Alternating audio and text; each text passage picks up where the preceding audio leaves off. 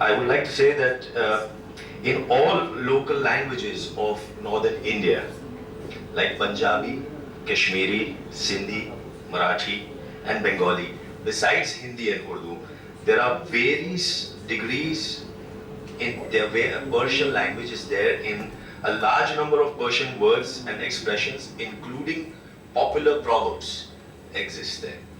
These are also apparent in the classic works of Waris Shah and Bulle Shah in Punjabi language in the 18th century, Qazi Nazrul Islam in Bengali, Abdur Rahman in Tamil, Quli Qutub Shah in the Telugu language, and the Persian and Arabic vocabulary entered the speech of the common folk of Punjab.